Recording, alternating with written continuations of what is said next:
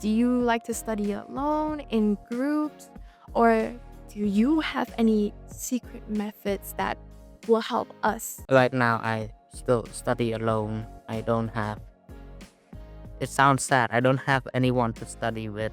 You have to think of school as a good thing. It gives us knowledge, it gives us education that we can use for our job. Don't neglect sleep. Sleep is very important for your physical health.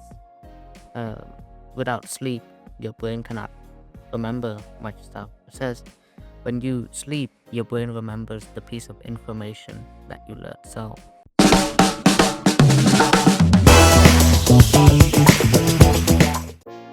Greetings, ladies and gentlemen.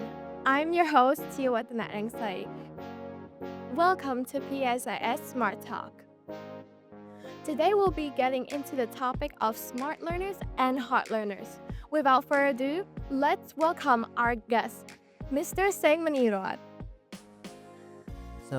first off, I would like to introduce myself. My name is Seng Munyroth. I'm from grade 9A of PSIS Kong, and I'm very honored to be here on the first episode of the first season of this podcast. Yeah, very honored to be here. Are you feeling nervous? I haven't prepared much, so yeah, I am nervous. Without further ado, then let's just get started.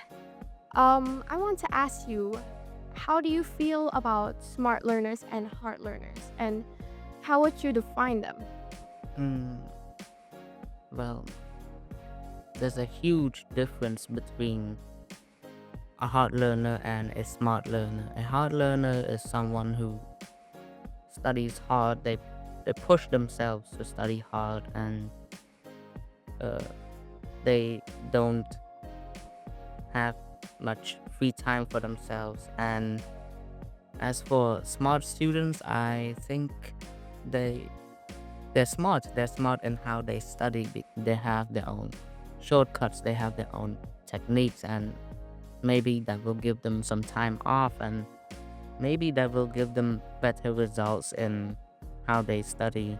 And so uh, that's the difference between a smart learner and a hard learner. A hard learner, they they are not that smart in learning. They don't have their own shortcuts. They don't give themselves free time, and as I said, they push themselves maybe to the edge when studying. How about, do you think that smart learners, they have to be smart in a way they have high IQ? Mm, I wouldn't say high IQ, that high. Maybe they they just need to be smart in the way they study. They have to utilize their brain. They have to optimize, and they can use techniques that they think are suitable for their brain when they study. They can have shortcuts, and one thing about them is that they also think about mental health, and I think that leads them not just to a high IQ but also a high EQ, emotional quotient. Okay. How about, do you have any personal experience with like hard learners and smart learners? Well, right now I'm still a hard learner.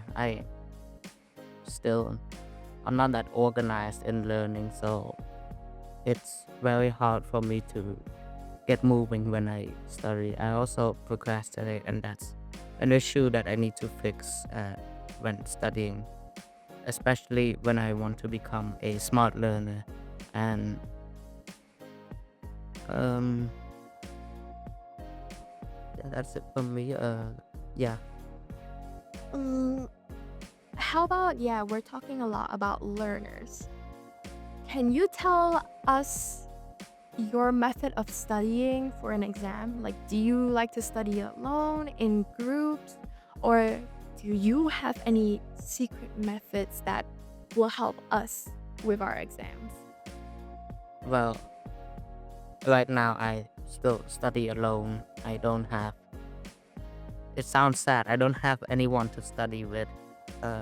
But studying as a group, it sounds good because you can improve your bonds, your friendships. You can strengthen those bonds and friendships, and maybe that will lead you to a better social life.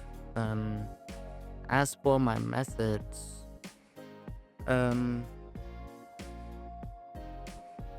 I don't like reading from notebooks, and that's an issue, especially when my handwriting is very bad. My handwriting is very bad, and I don't like reading from a bad handwriting. And uh, so what I do is I try to summarize it into what is necessary, the key points that I can memorize and try to learn something off of them. And most importantly, I like to put it in a digital way, maybe on Microsoft Word or on Google Docs, and then maybe I'll save them into a PDF for later reading.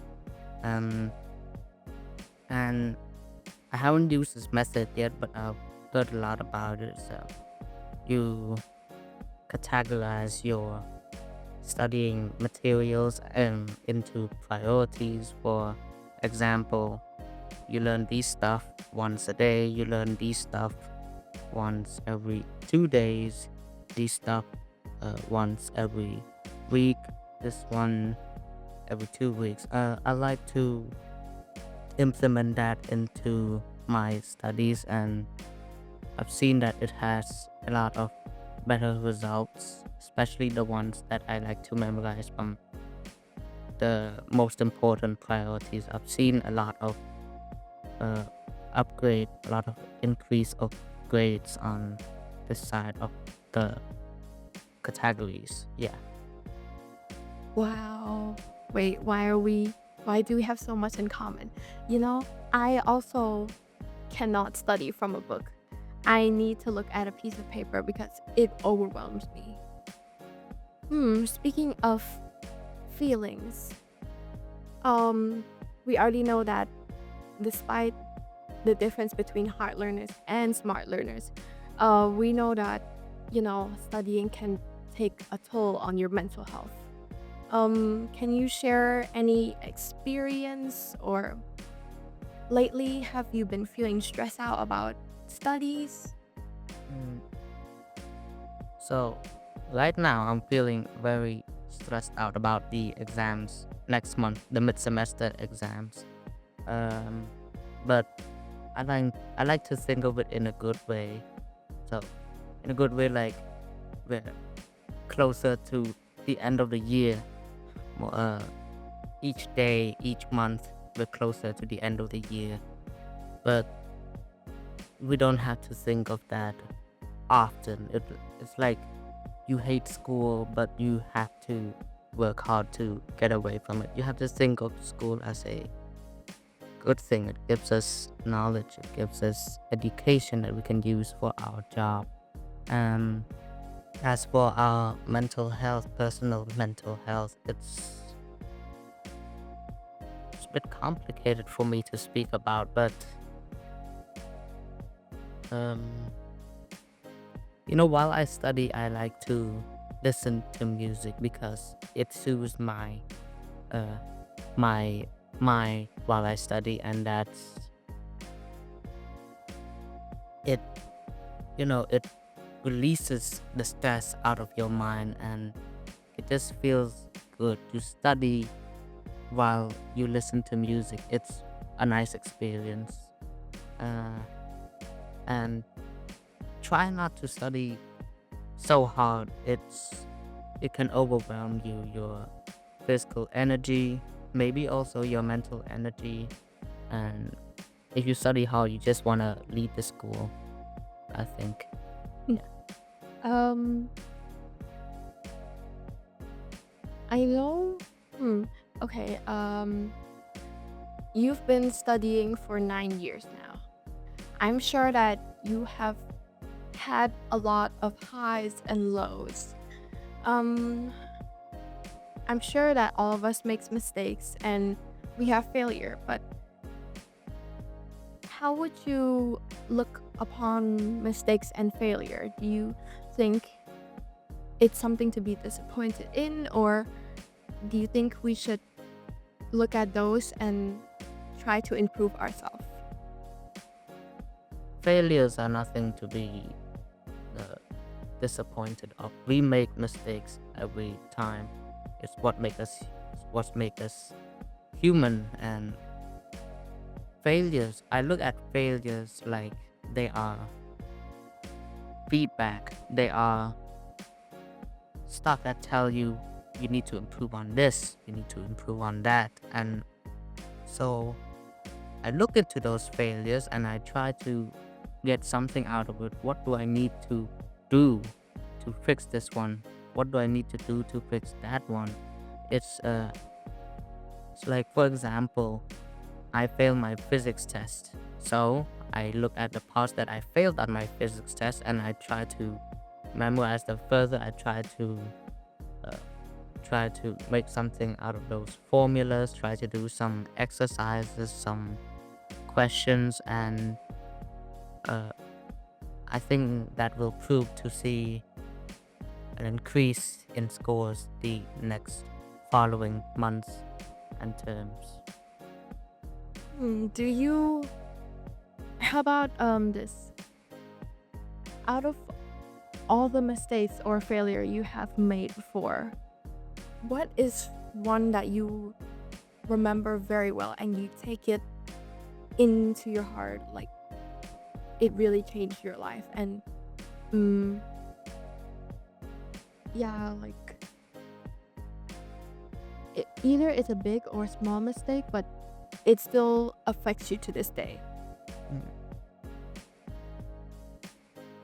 I have to admit I can't answer that question. I don't have any mistakes that I remember vividly at all. That's that's disappointing. That failure is very disappointing. I think no, honestly, I think that's a good thing though that you move on and forget about those mistakes because you know, no matter how small a mistake was back then, I just kept on thinking about it. Like, for example, if I accidentally tripped in front of someone, I think about that a lot. Yeah. So I think, yeah, you guys should look upon him as a role model. Yeah, that's me. Um, what advice would you give to a friend? You know, it doesn't matter if you're a smart learner or a hard learner, just anyone, even the audience who are struggling with their studies. What would you advise for them to do?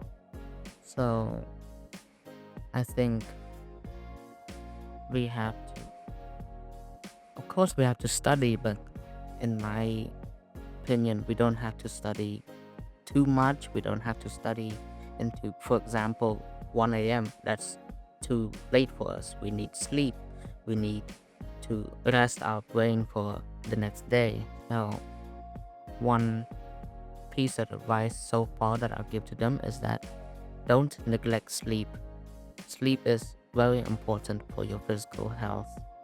Uh, Without sleep, your brain cannot remember much stuff. It says when you sleep, your brain remembers the piece of information that you learned. So, yeah, sleep is good for your body and for your brain. That needs to be improved on. And another piece of advice is that don't neglect your friends. Don't ignore them. Don't reinforce yourself in a barrier that excludes them from it. You have to try to balance your studies and your friends. So like, without friends we are basically lonely. So that also ruins our mental health. So that's two. Don't neglect your sleep and don't neglect your friends. Friends are very important for you.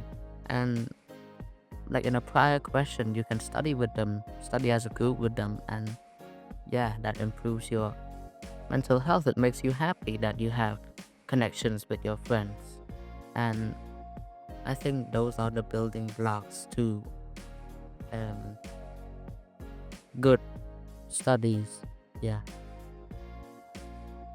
How about advice for studying? Like maybe improving in math or science? So I'll categorize those subjects. Science, we have maths, we have physics, chemistry, biology, uh, environmental science, and as for social social subjects, these are social. We have Khmer, that's our language, um, morality and civics, history and geography. So for our science subjects, I mean, it's all about numbers. So like, especially at math, so you have to remember the formulas and try testing yourself with a bunch of numbers, see if you can get the answer out of it. For example, you have for example you cannot do multiplication, so you have to learn what multiplication is like. Multiplication is repeated adding, so 5 times 3 equals to 5 plus 5 plus 5, that's 10. So that's the way you learn. You have to think what that is to understand it, and goes the same for physics, chemistry, and biology. You have to understand, for example, in biology, what is a plant? What does a plant have? This is a plant, so you can observe from it. This is the leaf, and down there are the roots, and these are, say, the branches. And yeah, also learn to observe. And observation is also good in social subjects, especially in the real world. So for example, history, so the Cambodian genocide, it teaches us that genocide as a whole is not good. Violence is not good. It killed 2 million people, so it's not good. And uh, we can learn from that. We don't have to hate Khmers. We don't have to kill them for something. Maybe something they didn't even do wrong. They don't even know what they do wrong, and we just kill them for it. That's unfair. That's cruel. And say, for example, morality, education. You have to think. For example, what does isapeh mean? Isapeh is a gesture of respect. So it's knowledge that can be used in real life. What is respect? Uh, what is gratitude? It means the sign of respect, a sign of gratitude to someone. And so yeah, observation as a whole is very good for studying in both science and social science. And of course, you can do as I did. If you hate notebooks, you can put it into a summary that you think you can memorize off. So talking a lot about hard learners and smart learners. We've already compared them, but from your own perspective, which one do you think is better or more beneficial? So, looking from our past discussions about hard learners and smart learners, I'd say being a smart learner is more beneficial to ourselves as a whole, because a smart learner, of course, they don't study hard, they don't study um, to the brink of to the brink of non-existence. They don't study too much. They leave some time for their family, for their friends, for their own well-being. and this is all because of techniques and shortcuts that they can use to cut time in learning, cut the time usage in learning. So yeah, smart students as a whole is more beneficial than hard learners. The hard learners, they uh, it's not that uh, very organized in learning, and it's messy as a whole uh, for hard learners. Yeah. So yeah, smart learners are more beneficial when studying. Okay, so what would you categorize yourself as?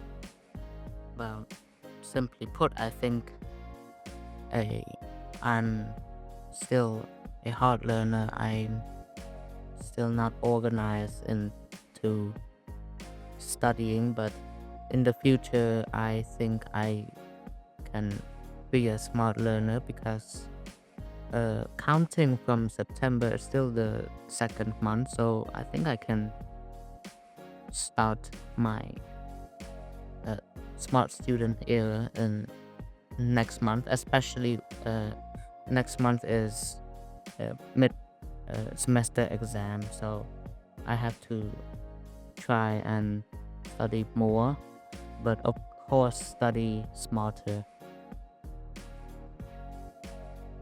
What about you? Mm, honestly, for me, I used to think that I was a hard learner, but actually, I was a smart learner. I observed myself in grade 5, grade 6. Yeah, I was the top scorer of the class, and I was careless, honestly. I study, but not that hard. And for subjects, especially English subjects, CBL, science, and English math, I never actually had to review for it. But until I came to grade 7, I think it was because the combined subjects like science and social studies, they divided. And I think that's what it made it harder for me to like catch up. So then I became a hard learner. And till this day I am a hard learner. Yeah, I put a lot of effort into studying, so I don't have much time for my friends or family. Yeah. Oh, wow. Do you have any more questions for me? Wow. Okay. Mm, I would say I'll pull a little plot twist. How about from your own perspective? Let's summarize what we talked about today. So far we've talked about smart learners and hard learners, and uh, the advice that I gave to the audience: learn to observe. So, as I gave an example, observe plants and biology, because we learn about plants, humans, animals. Yeah. So, and yeah, um, and I've already told I'm still a hard learner, so it can be evident right now. I'm struggling in this question right now. Yeah. Yeah, so in conclusion, we're both hard learners. Um yeah, today rather than just a normal conversation, I think we actually definitely went deep down and into understanding, and we can say both hard learners and smart learners have their um pros and cons. So wherever you are, it's fine, and just susu like study hard. Sushi. Um I do wish you guys luck for the upcoming mid semester exam. And yeah, this should be it for this episode. I'm Vatthanak, your host, signing off. And I'm saying Munyroth. Wait, I'm saying Munyroth sign off too. Yeah, we're going to space. Bye bye.